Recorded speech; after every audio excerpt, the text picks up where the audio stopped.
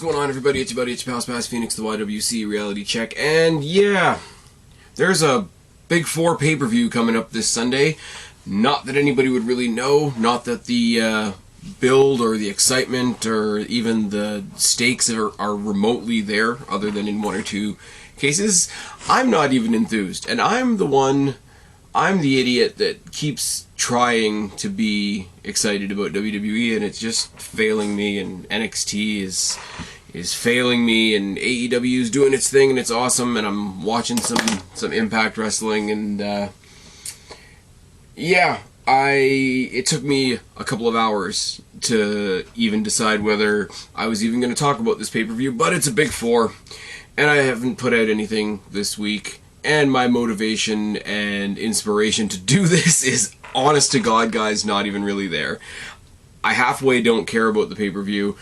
Those of you that pay attention to me on social media will know I'm kind of having a weird week anyway. That's why there hasn't been any reviews up. I didn't even do the Dynamite review last night. Haven't reviewed NXT in ages. And yeah, I mean, it would be different if I had somebody here with me to preview. If I had a co-host, we could at least make fun of stuff. But me, ever the idiot enthusiast, the idiot optimist, I thought, okay, there's got to be something we can pull from this pay-per-view. And there is. I've decided that there is. What we can pull from this pay-per-view is the next pay-per-view, which is both a blessing and a curse. We all know that the next pay-per-view is going to be on January 1st, and it's called, because they are so creative these days, it's called Day 1.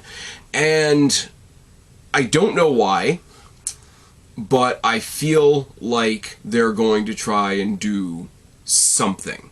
Now, whether that's just put on a decent show, you know, who's got two thumbs and would love a decent show? This guy. I don't know why I'm gesturing to the camera. This is probably going to be an audio-only podcast, because it's mostly going to be me looking at my computer screen, and that's not very entertaining for you guys. Open this up in one tab, and then go to another tab and do something while you're listening. And if you're listening to this in a podcast form, then God bless you. So basically, I'm going to preview Survivor Series, but I'm basically going to format it as, hey, here's Survivor Series, and here's why it's a big-ass roadblock to get us what we might actually want on Day 1. Now, I want to be clear about this. I don't think Day 1 is going to be some big revolutionary pay-per-view that all of a sudden changes and all of a sudden WWE isn't lame anymore. It's the bare bones, bare basic, that's a show that I might actually get some shit that I want on. And that is a shoestring. That is the thread that I am willing to pull to put this episode together for the WWE. Because, I mean, Day 1 could be shit too, and that could just set a really, really bad pace for the rest of 2022. But the upside of it is I'm actually going to a house show about 3 days before WWE Day 1, just after Christmas, just after my birthday. I'm actually going to a house show, which is more... It's more...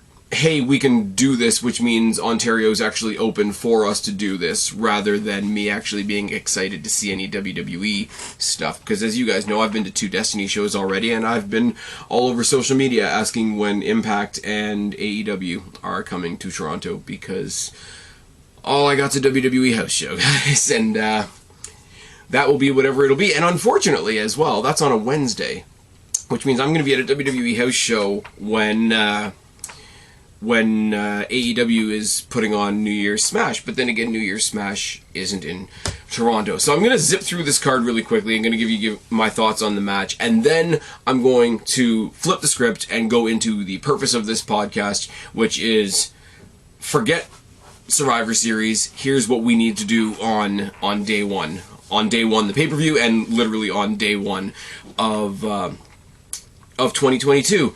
So there's only 6 matches announced. Right now there's still 1 unannounced person. They filled the gap on the women's tag title thing on social media by way of Sonya Deville, and I think WWE and everybody else shared it after that. You guys know what I think about the Sonya Deville thing at this point. I think she's awesome. I think what happened to her to take her away from wrestling for a little bit was absolutely terrible. I think it's equally terrible that we're wasting her potential return to the ring on yet another Naomi push. But then again, we're also wasting Shayna Baszler on another Naomi push. So, I mean, there's a lot of blame to be shared around on that one. But let's talk about the mid-card titles first. Shinsuke Nakamura, who is our current Intercontinental Champion, versus Damian Priest, who is our current U.S. Champion on Raw.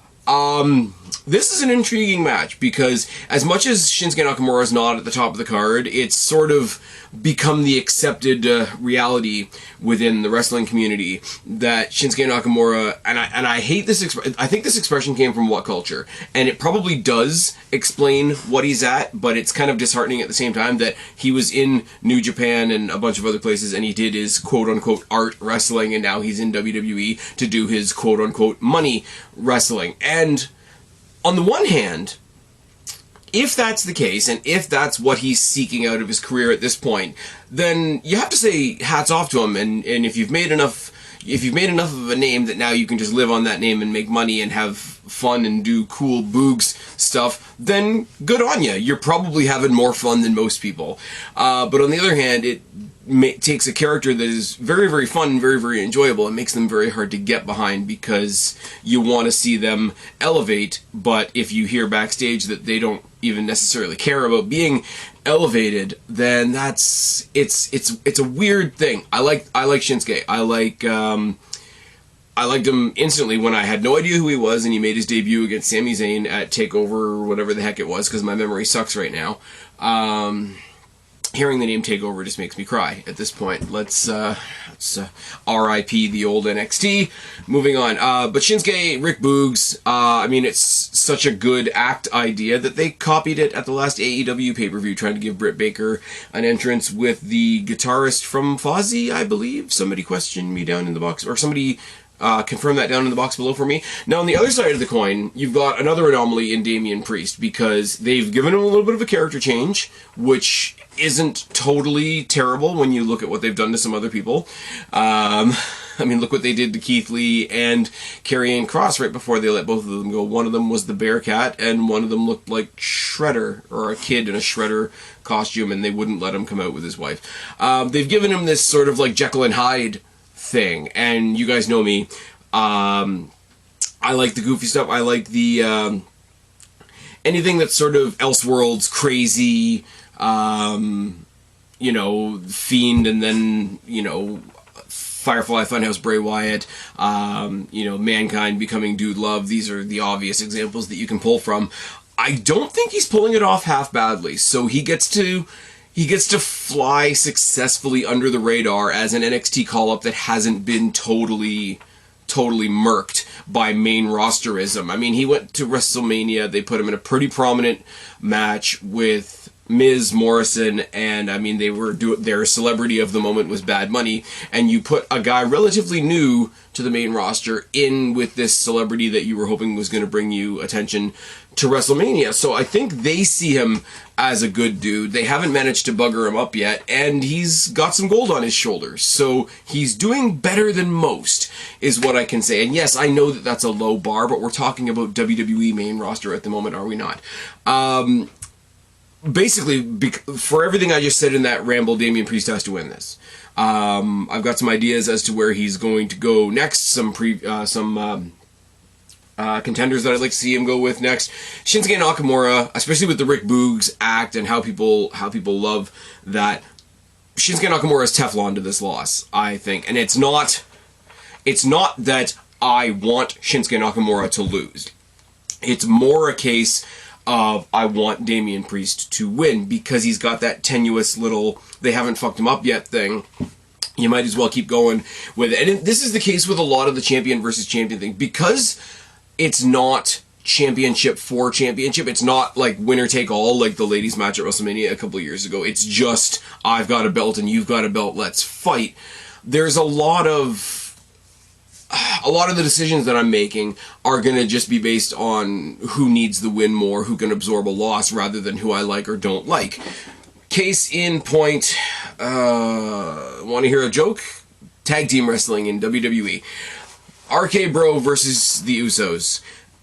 This isn't a who needs it more thing. Riddle's over. Randy Orton's place in wrestling is already carved in stone, and the Usos are the best tag team WWE has had in recent memory. And I'm not being hyperbolic when I say that. I know that the Street Profits are there, the portion of the New Day that is a tag team is there. I think they're trying to breathe some new life into the Viking Raiders. They've got the Alpha Academy. I'm pretty sure they're going to tag Ricochet with what's his name? Mansoor at some point, now that the Mansoor and Ali experiment has gone away. Everything is sort of, I mean, you got Los Lotharios in there that are definitely a comedy squash act. There's a lot of good stuff going on. It's not hyperbolic to say that there wouldn't be a tag team division. There's not much of a tag team division right now. There would not be a tag team division to speak of if WWE didn't have the Usos. And I'll say this because I'm spending more time talking about AEW right now. If the Usos ever went to AEW, I think people underestimate what a shift that would be. Not only because they're the only really solid, not thrown together, constantly treated well tag team, but it would also break up the best act in WWE right now, and that's my opinion. I know that's a lot of other people's opinions as well, but the Bloodline, anything connected to the Bloodline is the best thing going on in WWE right now, and everything else, you sort of look at the Bloodline, and it's like, well, how come you can't treat this like that? So you break up the Bloodline, you lose your one solid tag team, and you add them to the company that's known for tag team wrestling. WWE loses the Usos. That's going to be a shift that nobody sees coming. And on the other side of the coin, Randy Orton and Riddle, A, they can absorb a loss. B, they're not going to they're not losing their titles, as I say, because the titles aren't actually on the line. Riddle's over as hell. Randy Orton can't be touched at this point. Randy Orton could lose for the rest of his career and still go into the Hall of Fame. They could use this to start to spur the breakup of RK Bro. I don't know whether that's something they're going to do on day one or whether they're pushing that towards the Rumble or Mania next year. It's a no-brainer for me. The Usos take this. The Usos absolutely take this. Now I'm going to jump around a little bit, so excuse the clicking and the scrolling. The match that is interesting for reasons outside the ring and outside of kayfabe is Becky Lynch versus Charlotte Flair, Raw Women's Champion versus SmackDown Women's Champion. Now, on the whole, I'm just happy to have a title situation that doesn't have Naomi, Sasha Banks, and Bianca Belair run down our throats, because name me a pay-per-view women's title match, and I'm talking about singles, not tag, singles. Name me a main roster women's singles title pay-per-view match that didn't at least have Sasha Banks, Bianca Belair, or both in it. And now they're trying to cram Naomi back up into there too, and we don't need that either, because she's pretty fucking terrible. Now, Becky Lynch is just back. Becky Lynch is on a roll right now. Becky Lynch is trying... The more they try to make her a heel, the more people cheer her and say, yeah, no, we love you. This is not going to be a thing. Which I think is funny in a way, because that is very much what the deal is with Britt Baker in AEW. Now, I will say, if there's ever crossover, or if one moves over to the other, one moves over to the other, Becky Lynch and Britt Baker is a match that I would like to see for exactly that reason. They're both heels. They're both loved. They get cheered, and then they do their devastating shit, and then they get booed for doing the devastating shit, but still get cheered for who they are. It's a wonderful, wonderful combination of things, and people seem to translate that into Becky Lynch isn't good as a heel, and I wholeheartedly disagree, because before she left, before she went off to have her kid, and obviously congratulations to her and Seth Rollins for that, she basically was annoying the hell out of everybody, being a bit of a prick, and everybody loved it, but the people she was working with, the people she was fighting or whatever. So the idea that Becky Lynch is a bad heel just because she's not what one person's particular idea of a heel is it's a little short-sighted. I'm not gonna lie. Now, would I love her to come back out and be the man, the Stone Cold Conor McGregor hybrid that she was before? And I hate making a Conor McGregor reference because I'm not an MMA guy. But I'm being equal on that. I don't like particularly their interference in WWE. I don't particularly like their interference on the last AEW pay-per-view. That was the one match I was dreading watching, so I'm being level across the board on this one. But, I mean, I'll be honest, though. Like, my biases are what they are. I'm a mark for Becky Lynch. And then on the other side of the coin, there's the one that you're not allowed to like because she commits the 2 cardinal sins of being white and blonde, and the 3rd potential cardinal sin of having a famous dad. So how dare we like her, even though she's probably... As much as I like Becky Lynch, Charlotte Flair's the best thing on that roster. I'm sorry, she just is. Like, you can say, everybody has their best matches with Sasha Banks, which isn't true, but also Sasha Banks had her best matches with Charlotte Flair. So, let's do a little bit of a domino act there. Now, what's the real intrigue here? I hate this expression, what's the tea that's been spilled over this match? God damn, I hate myself for even saying that. What is the real thing? No matter what they've done in storyline, it's where we're supposed to do the belt swap, and apparently Charlotte went off script and tossed the belt on the floor and pissed off Sonya Deville and pissed off Becky Lynch, and they had a big scrap in the back or whatever the fuck happened, right? And everybody jumped on Charlotte for being so unprofessional. Now here's the deal. Any other wrestler that you like, think about the wrestler that you like right now. Think about the wrestler that is or isn't getting the push that you want right now. Think about the silliest thing. Think about, Revival doing Usi Hot, or Cody Rhodes fighting not to be Stardust, or anything. Think about them putting Karrion Kross in the Krang outfit. You would have loved any of them to go to the bosses, to go to the people that they were working with, to go to the creative team and say, fuck you, I'm not doing that. And let me show you how much I'm not going to do that. Only because it's Charlotte Flair does that get tucked into the category, oh, that was really unprofessional, Like, no. Fuck off. Like, you guys are assholes. And I got no patience. The week I'm having, I don't have the patience for it this week. So, Charlotte Flair, good for her. She looked at something that she was being asked to do. She thought it was dumb. She went out of her way to do it dumb. It's like, what's the great example? SummerSlam, I want to say 2005, when Shawn Michaels knew he was going to have to do the job to Hulk Hogan, so he made the whole match look really dumb by overselling everything. And good for him. Good for him, and good for Charlotte Flair. Now, I don't want her to have a scrap with Becky Lynch. I want them to have a match that is as good as 2 people that actually deserve to be in the match and aren't put in there for political reasons can have. I will only say that Becky Lynch should win this because she's the one that's just come back. She's the one that's getting this heel turn off the ground, and she's got, I will say, probably the more interesting options, as I'll get to later, coming out of this, going into day 1, going into the Royal Rumble. I don't think either one of them is winning the Royal Rumble, if you'll permit me to jump ahead a little bit. I got Becky Lynch, but this one, where the other ones were a bit obvious, where Damian Priest, I think, is obvious, where the Usos, I think, are obvious, I don't think this one is as obvious, but I got Becky Lynch edging out Charlotte Flair, which I'm sure will please all the weirdos out there that pretend that Charlotte Flair isn't good. Lost my place. Roman Reigns and Big E. Now, much like the women's champion versus champion match, I will give this the credit that it is due. The women's match has actual stakes other than belt versus belt, brand versus brand, because of what happened, quote unquote, behind the scenes. Now, let me just say, the fact that people are still going to the mat and saying that the Charlotte Flair Becky Lynch thing isn't at least a partial work, you're retarded. Moving on. But in storyline, in actual WWE playbook type stuff, Roman Reigns, Big E, and Big E even said this in a promo, like, hey man, I was looking forward to Survivor Series, you're the head of your brand, I'm the head of my brand, I've got the one world title, you've got the other world title, let's just, do the 2 big men slap and meet thing and I'll show you what's up.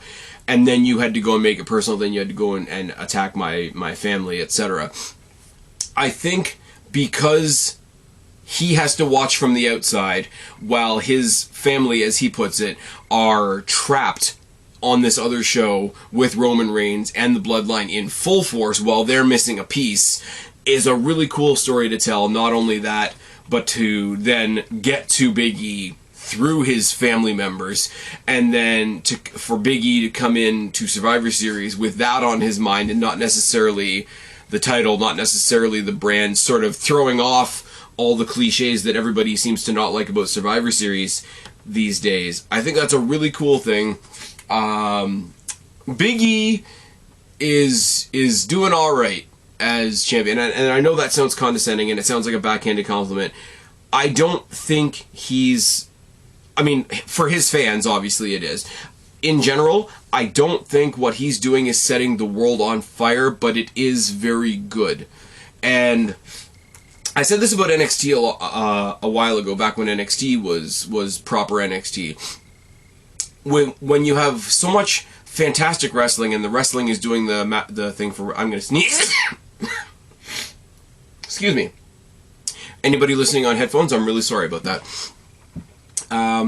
NXT did a lot of great, and I said every now and then you can bring in somebody that's just good, especially with the women's division. They had a lot of first-class women's wrestlers, and then I would talk, and I talked with our buddy Jake DeMarco about the invisible mid-card that was happening in that women's division, and it's like, after so much great, it's a little bit of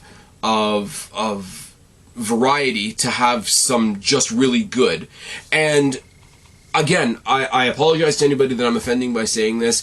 I don't mean it in a disrespectful way, but Big E is really good.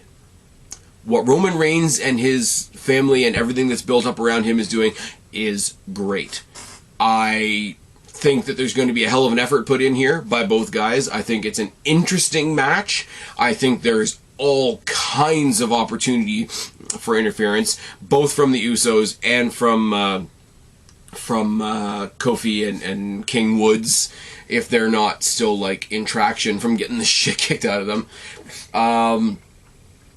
Even Adam Pearce said it this week, there's always the looming specter of Brock Lesnar. You can all of a sudden take off his suspension. They could do a swerve here where Brock Lesnar gets unsuspended. I don't think this will happen, by the way, because I think people are still raw and sore from what Brock Lesnar did to Kofi Kingston, even though it was the right thing to do and it made all the sense in the world.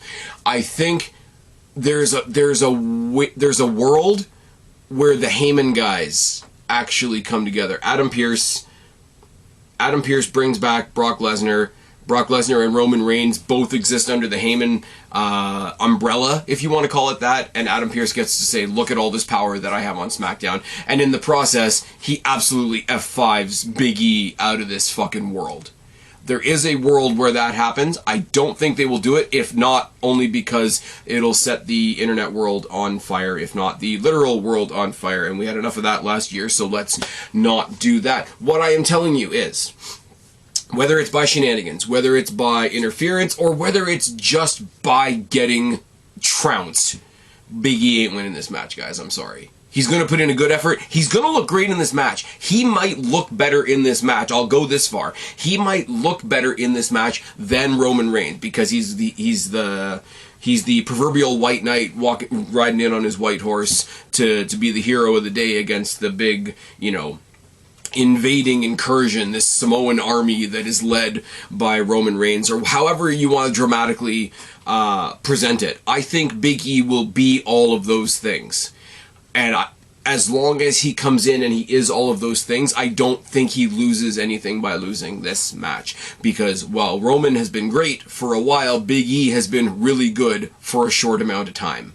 And that kind of fits. And people are going to be upset that I'm saying that. I like Big E. I don't find Big E as champion nearly as obnoxious as Kofi Kingston, because they're not doing it the same way, and they're not going as heavy-handed with it as they were with the Kofi Kingston thing. And I don't want him to lose the title anytime soon either. I should throw that into the mix. Everybody's like, Roman Reigns is going to hold on to that belt for what feels like forever. Oh my God, they're only keeping that belt on him to overstay CM Punk's whatever. Well, Daniel Bryan just talked about WrestleMania on Dynamite, so I think most of that shit is out the window now. Big E's going to look great in a loss in this match. That's how that's going down. Now let's talk about the fun stuff. Let's talk about... Okay, I'll do the guys first. Sorry, I don't have any notes, guys. I literally have the WWE.com up in front of me. For those of you, you guys aren't going to see me. This is going to be all audio. But I've just got the graphics up in front of me, and I'm shooting the shit as I go. The men's team is this is fucking great. It was originally Drew McIntyre, Jeff Hardy, King Woods, Sami Zayn, Happy Corbin with Madcap Moss in his corner, versus Seth Rollins, Finn Balor, Kevin Owens, and the Mysterios.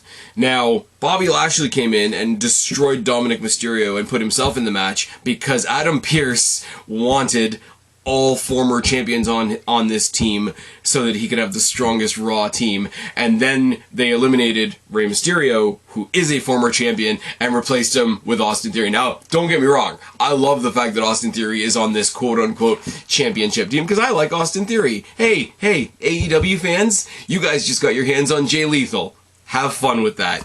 I like Jay Lethal too. That match on Dynamite was fucking awesome. But, yeah, you're also allowed to be a fan of Austin Theory. Now, Jeff Hardy and Sami Zayn had a fight, so they had a fight not to get onto this match, but a fight to see who would be taken off of this match. And then they didn't say who's going to replace Sami Zayn. I'm sure that's going to be announced.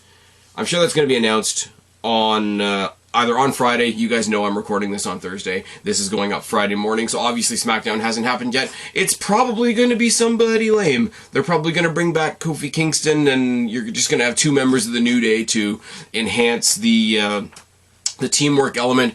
Or the way things are going right now, Baron Corbin's already got Madcap Moss in his corner. They might just make him part of the team. I don't know. The other side of that coin, once again, as Adam Pearce said the other night on Raw, the wild card he's always got in his back pocket is Brock Lesnar. If you want to really make a splash that nobody can see, don't announce it until the match actually starts. And the fifth member of Team SmackDown is Brock Lesnar, and then everybody dies. Because let's see, Balor's been killed by Lesnar. Rollins has been killed by Lesnar. Owens was killed by Goldberg, who was then killed by Lesnar. Bobby Lashley and Lesnar is a thing that's going to happen eventually, so I don't think they'll ruin that too much, so he'll probably get eliminated early by some shenanigans.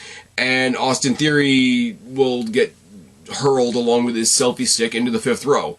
If Brock Lesnar is the fifth, trust me, I'm not on drugs, not on that many mind-altering substances tonight, guys. I don't think it's going to be Brock Lesnar. I do think it would be hilarious, though. It would be a hilarious Adam Pearce just doing an Adam Pearce because I'm Adam Pearce, and watch me Adam Pearce. Adam Pearce, baby! Or what was his name in the indies that I didn't watch? Was it Scrap Daddy? There's all kinds of things you could say about that. Now, I will say, as much as I made fun of the championship team thing, if you look at it logically, Rollins, Balor, Owens, most recently Lashley, all former champions on that team, and Austin Theory does look like he's in the root of a push.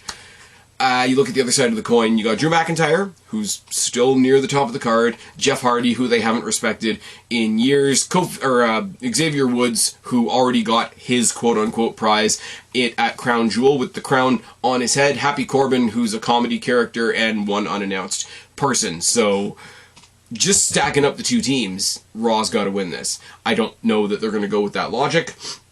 Might be a bunch of underdog scrappy guys fighting for Scrap Daddy Adam Pearce. I don't fucking know. Raw should win this, is my point.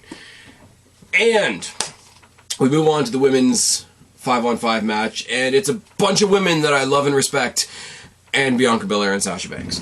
So you've got the very first Queen's Crown tournament winner, Zelina Vega, her sometimes friend, sometimes partner, Carmella, Liv Morgan, who looks like she's at the very beginning of a push, half of the women's tag team champions, Rhea Ripley, and Bianca Belair. Now tell me why in a tag team scenario you wouldn't want both of the tag team champions there. I don't know. On the other side of the coin, you got Sasha Banks, Shayna Baszler, Shotzi Blackheart, my girl, Natalya Neidhart, because she still has a job, and recently just announced today the spot that would have gone to Aaliyah, which is a bit of a bummer, is actually going to Toni Storm, which doesn't hurt my feelings either. Now, you can't say anything about this without getting into the whole Sonya Deville hating Naomi, because why wouldn't you? But on the other hand, Sonya Deville and Shayna Baszler are being wasted in the Naomi push number 5,000. But she is also the one who took Aaliyah out of this match. Aaliyah had her debut match on SmackDown, got really, really excited, and threw up on herself. And you know what, guys? I can laugh at a lot of things. I take the piss out of a lot of things. There's a lot of things I don't like in wrestling. I like Aaliyah. Aaliyah's my hometown girl. She had her very first match on SmackDown, her very first match in front of a live crowd of that size. She got excited that she won, and something unfortunate happened. If you are drilling down on this girl for this, I hate to stray into the land of hyperbole, but you don't have a soul. That's all I'm going to say. I'm not going to try and convince you otherwise. I'm not going to try and convince you not to be an asshole, but just if you're being an asshole on this one, you don't have a soul. Like, that's all I can say. And then they took her out of the match and they put Toni Storm in, which is fine, because Toni Storm's been lingering around a little bit longer and not done very much. But I don't know. I don't know what to tell you. Looking at the two teams, I mean, fuck, take Sasha and Bianca out of the equation. The rest of them, you got the new Queen of the Ring, because that's basically what it is. You got Carmella, who's a former champion, still really, really underutilized. Like I say, Liv Morgan is just on the cusp of a push, it seems. Rhea Ripley, who I still believe is going to do awesome things at some point. She's going to go one-on-one with Becky Lynch at some point later on down the line, and it's going to be great. But on the other side of the coin too, you got Shayna Baszler, who's been there way too long, not being awesome, stuck in the tag team with Nia Jax. Well, that ain't happening anymore. And you got my girl Shotzi. I love her. She doesn't even have to win. She can just go out there and do awesome Shotzi shit. Natalya, at this point, she's not doing crazy cat shit, and she doesn't have the farting gimmick anymore, so those are always a plus. And I mean, she's a good mechanic in the ring, and I think she's a locker room leader backstage, so I think she might not be the one that sticks out in the match, but I very much believe that Natalya will have a hand in how the match is put together, how it flows, and making sure everything just moves properly. And Toni Storm is just a fucking star. It is what it is. Take your mind back to the progress of the rivalry between Rhea Ripley and Toni Storm from the Mae Young Classic to NXT UK to NXT. Imagine these two are the last two. Or remember that December, what was it? It was the December 18th NXT a couple of years ago, when the main event was Rhea Ripley winning that title off of Shayna Baszler. Remember when NXT was good? NXT Women's Championship off of Shayna Baszler. We could recreate that kind of stuff. We could have, you could legitimately put the deserved spotlight on the newest people. You could have your last two people in this be Liv Morgan and Shotzi Blackheart. I'm going to go ahead and say it. This is the one I can't call. This is the one I literally can't call. And as far as, like, who do I like? I like both these teams. They've each got one person that I find obnoxious, and four other people that I think have, at the very least, something to offer me on my television screen on the night. So, out of every prediction I've made so far, which is only 6 matches, so it's not a lot, this is the one that I am leaving way up in the air. This is the one that, if you're watching on YouTube, put it down in the box below. Tell me specifically, the women's 5-on-5 for Sunday. Who do you want to win? Who do you think is going to win? If they're the same, if they're different. If you're listening to me in an audio platform, find me on Twitter at Spaz Phoenix, and just quickly say, hey, I think Team Raw is going to win. Hey, I think Team SmackDown is going to win. Now, the more fun thing to do now, as I scroll back up and down through the page, whatever, what do we do with these people afterwards? What do we do with these people after this card? Damian Priest. I'll start with Damian Priest. He's the United States champion still. He's not going to lose it because it's not on the line. I don't know why I keep saying that. It looks like they're lining him up for a match with Apollo Crews. Personally, me, looking back up at who's going to be featured in that big multi-person match, have it sort of be a former NXT special with Damian Priest defending against Austin Theory, because I would love to see Austin Theory doing all the selfie shit and pissing him off and whatever, and really, he seems to be the type of character that could bring, I don't know, that could bring that Jekyll and Hyde gimmick to Solidarity, to a more defined thing. Shinsuke Nakamura, on the other side of the coin, who's the Intercontinental Champion, I don't know who you put him up against. I'm just looking at who they're featuring up here. Shinsuke Nakamura, maybe you put him up against a Corbin again. It seems to be that now that they both have sidekicks, they're building some tag team stuff there. I don't think you particularly build tag team stuff with a guy holding a singles title, but because they are finally giving Woods a solo spotlight. I mean, Big E's having his solo spotlight right now, and good for him. Kofi Kingston had his solo spotlight a while ago until it was F5'd out of him.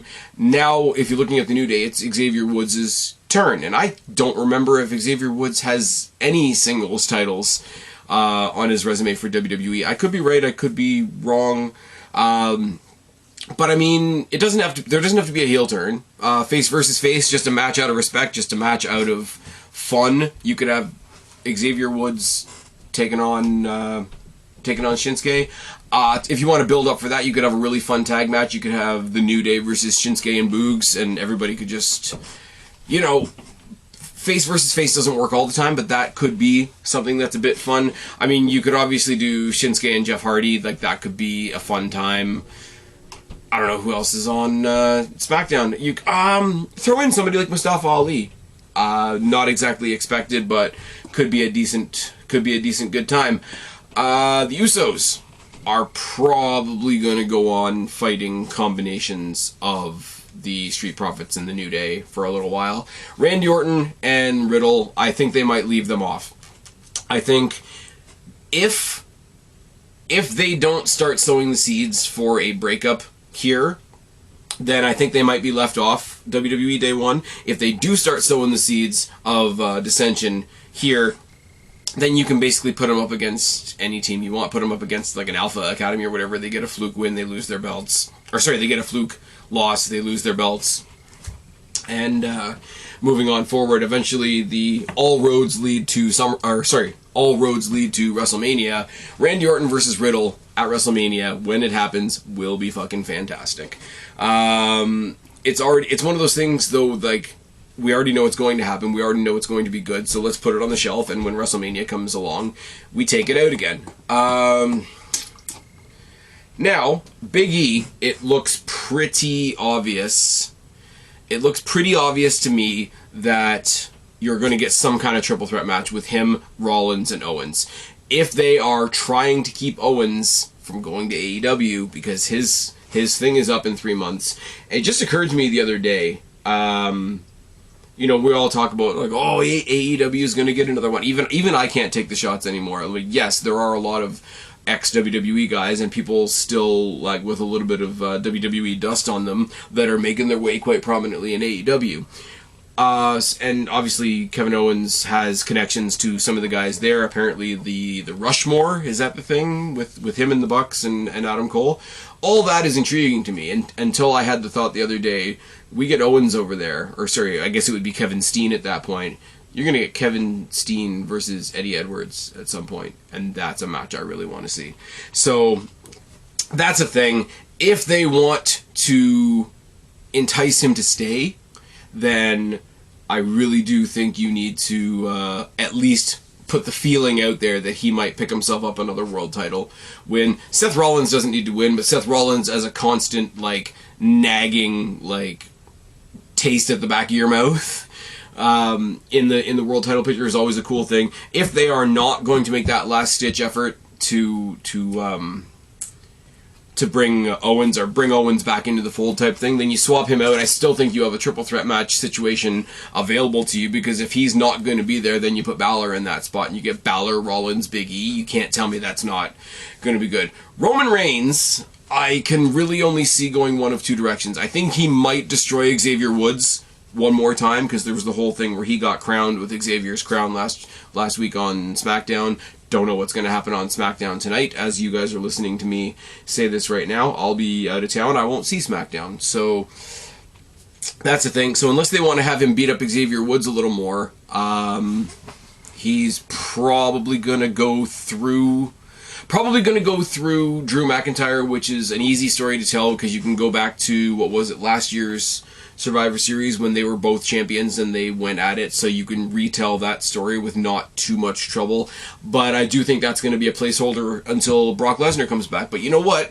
Drew McIntyre, Roman Reigns ain't a bad placeholder, because this new thing that they're doing, this day one pay-per-view that they're doing, it may be a placeholder. It may be a new pay-per-view, a new concept, this nice, new, fresh New Year's Day pay-per-view that they're doing. It's mildly intriguing, but it is the definition of a B pay-per-view. Like, I'm talking about getting Survivor Series out of the way most people talk about getting the Saudi shows out of the way, so we can get back to normal.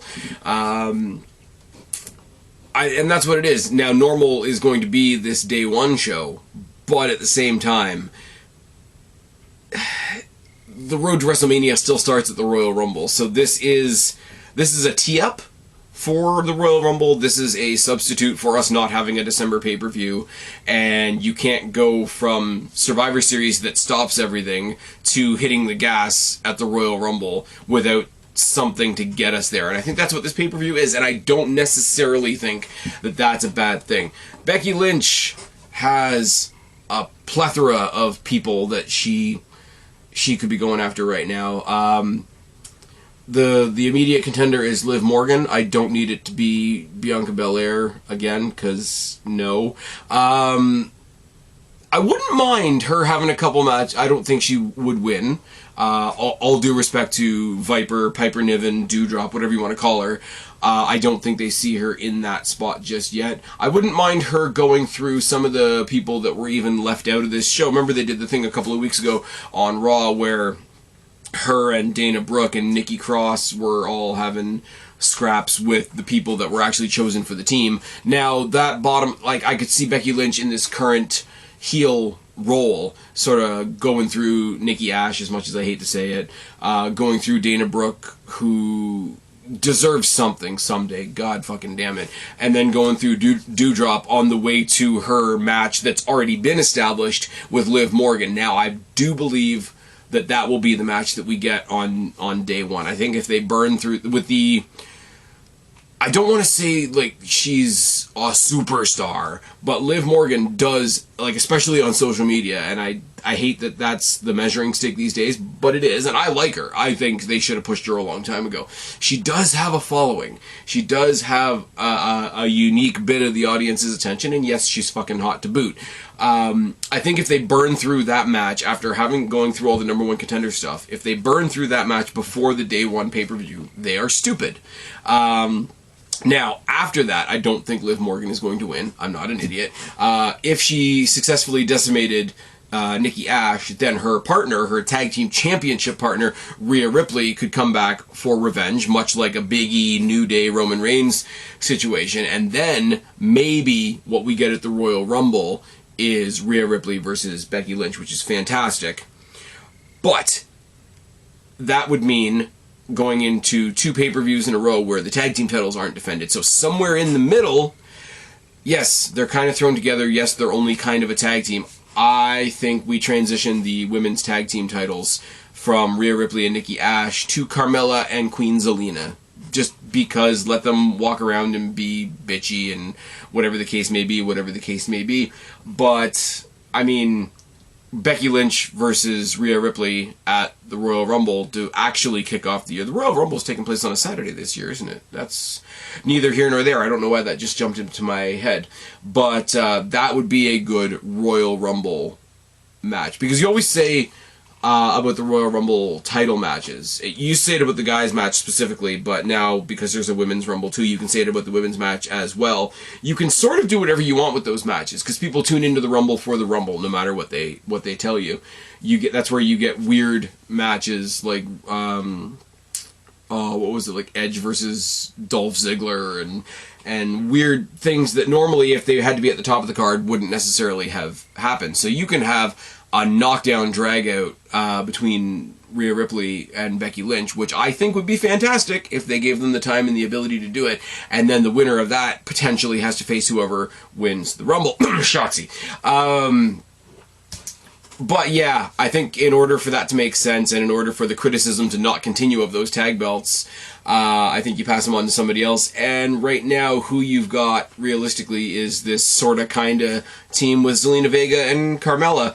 And the thing is, with them two, I don't think they're going to get their flowers. They're not going to be in the main title picture anytime soon. So why not, at this point, put them in a tag team or solidify the tag team they already have? And Bianca Belair can go on the kickoff or can supervise catering. I really don't care. Now, on the other side of the coin, what we do have, much as I don't particularly care for Sasha Banks, as you guys know, she gets a pass right now because Bianca Belair is more obnoxious. I do think there's a story to tell with this brand new heel-turned Shotzi Blackheart. You can take Shotzi Blackheart, Sasha Banks, to a pay-per-view. It could be day one. I wouldn't mind that in the slightest. Now, here's the deal. Whereas I've said for a while now, A, Sasha Banks is a part-timer, and B, she buries everybody. Here's a chance for her to prove both of those things wrong. Take it to a pay-per-view, put over this new heel turn in Shotzi Blackheart. Shotzi Blackheart, who, when she was in NXT, went on the Lillian Garcia podcast and said it was one of her main goals to bring hardcore wrestling to the women's division of NXT and the WWE. Have some kind of plunder match, have some kind of weird stipulation match that leans her way. If you're Sasha Banks and you want me to believe that you're not just sucking it all up yourself, go to a pay-per-view, put over my girl Shotzi. Now, on the other side of that coin, we got Charlotte, who's still going to be the women's champion, and I'm begging you to let the Naomi Rock sink to the bottom of the ocean. Stop wasting Shayna Baszler, stop wasting Sonya Deville. Either give Shayna Baszler a technical classic potential quality match with Charlotte at a pay-per-view, or get Sonya Deville back in the ring properly, because she should be doing better things with her time. I get it if she came back after what happened to her, which was fucking terrible, and she wasn't comfortable being an in-ring performer, and that's why she became this authority figure type thing. If that was part of her comeback strategy, how like she was going to get comfortable back being in the WWE, I have no problem with that whatsoever. But if she's returning to the ring, give her a worthy opponent, and a worthy opponent is not Naomi. A worthy opponent for her, and again, I'm going to put it out there once again, I don't think she's going to win the title. Just give her a match with Charlotte, because everybody has their best matches with Charlotte, not Sasha. You put her in there, you show her what she can fucking do, because those of us that have followed her to see her on the house show circuit know what she can do. People that only got introduced to her on the main roster, and I say this about Mandy Rose as well, people that only know what they've done since they went to the main roster don't know shit when it comes to Mandy Rose, but more specifically Sonya Deville. But if we're not going to get that, give me Charlotte Flair versus Shayna Baszler. You trapped her in a tag team with super dangerous Nia Jax, who's no longer an issue. Now, this is where you got to put in some recompense and do that. Now, if you want to have a wild card type of scenario, have a over-the-top rope battle royal #1 contenders thing, whatever, and you want to give Tony a shot, or you really want to acknowledge that you fucked over Aaliyah by taking her out of this pay-per-view match just because she happened to puke on herself. Any of those are good options. And I've even found something for Sasha Banks to do that I wouldn't mind. So hey, I'm trying to be nice here. I don't know. I'm scrolling back through. I don't really know what else is happening. I've heard through the grapevine, and it might have just been a joke meme, I've heard through the grapevine that they're trying to get new NXT Women's Champion Mandy Rose on this card to fight somebody. I don't know if that's true, but this won't surprise you guys either. I wouldn't mind it. I really wouldn't. So instead of going through this card, let's talk about what we could have in the future. You could have, you're definitely going to have Becky Lynch versus Liv Morgan at some point. You're definitely going to, I would like to see Charlotte taking on either Sonya Deville or Shayna Baszler, or or whatever. Sasha Banks versus Shotzi Blackheart is a thing that I'm actually intrigued about. I want to see Rhea Ripley and Nikki Ash either defending or losing their titles so that they can have singles runs. I want to see Big E take on some combination of Rollins, Balor, Owens. I want to see Roman Reigns spend a bit of time with Drew McIntyre before they pick up the Brock Lesnar angle. RK Bro's going to break up eventually. The Usos are holding up the tag team division. It's fine. There's a couple different options that we talked about. One being Austin Theory for Damian Priest. Shinsuke Nakamura can have a lot of fun matches with a lot of people. Basically, rounding it all out, let's get Survivor Series out of the way and see if we can get something good out of WWE's brand new pay-per-view concept, Day 1, which they can only do because Sunday actually falls on the 1st this year, which, I'm sorry, for those of us with jobs out there, makes the whole stat holiday situation a fucking nightmare. Oh yes, but at least we've got a pay-per-view out of it. I've rambled for quite long enough. That's it. That's all for me. I'm glad you guys have listened. If you've listened this far, put a comment down in the box below, say I made it to the end or whatever. I haven't done one of those in a while. Let me know what you guys think about Survivor Series and Day 1. Find me on Twitter at SpazPhoenix. You guys know the rest of the things. If you're listening on audio, find me on YouTube at SpazPhoenix. If you're listening on YouTube and you want to find me in an audio platform, search the SpazPhoenix podcast. Let me know what you think. Let me know if there's something that I'm missing that I should be super, super excited about for Sunday, because I really don't think there is. But there's some other cool wrestling coming on the horizon. Most of all, I've got another Destiny show to go to. I'm going to stop rambling because I'm losing my voice, and I'm really tired. I've been Spaz, your YWC Reality Check. Subscribe up there, talk down there, start a conversation, keep all these conversations going. Don't be a stranger. I will talk to each and every last one of you later, but for right now, I am tagging out. Bye, guys.